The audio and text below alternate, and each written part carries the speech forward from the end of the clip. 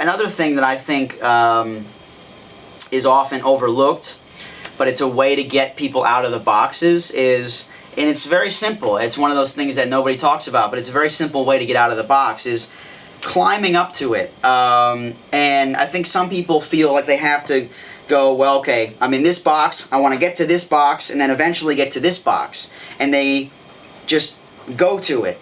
But there's so many notes in between, and there's so many very simple ways to get to these high boxes without having to take your hand off the neck. So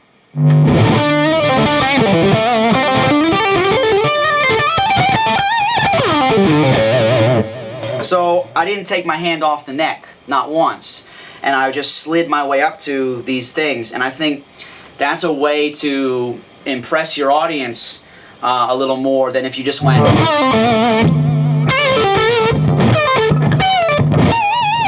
Because that's choppy, you know, that's not smooth, that's fragments, that's not complete sentences. A complete sentence is...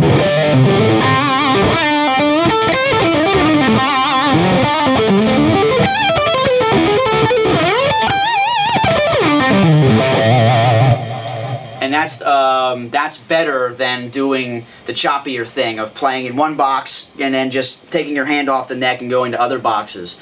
And the way that I like to slide up to these other boxes is using trills, which is what I talked about earlier.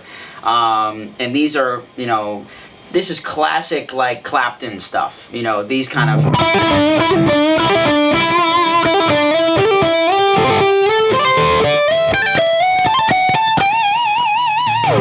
That's your classic Eric Clapton lick, but I just did it like, you know, 17 times. And that's the best way I've found. Even though he invented those licks in 1965, I still think they're the best way to get from one part of the neck to the other, is to do trills the whole way up.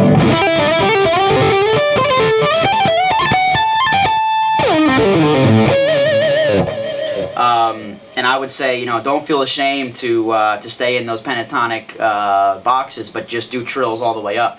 I think it works great, and I've been doing that for years. I like to, in live situations, I like to not look down at the guitar too much. I think just for the performance aspect, it's great to make eye contact with your fans.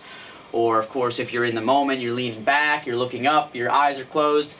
So being able to kind of learn those trills and learn how to get from one part of the neck to the other without taking your hand off the neck is going to make you a better performer. Not just a better guitar player, but a better performer. And I think the most extreme example of that is the key of E, because you're starting way down here and you're going to work yourself way up here. I'll just play a little bit and show you how I get from the bottom of the neck to the top of the neck.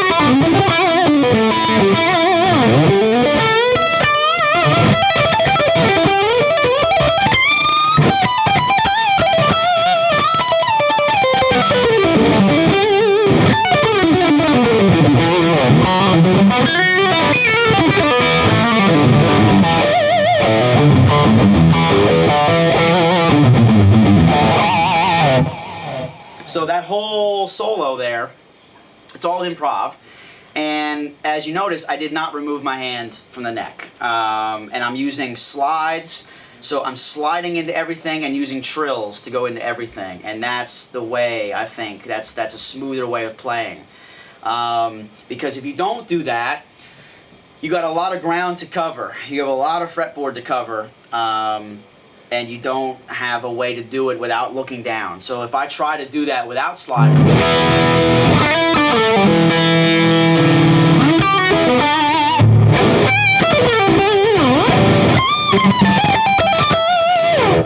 the problem with that is there was more noise, there was more time wasted, and if I do it the way I should be doing it, it's quicker and it's smoother.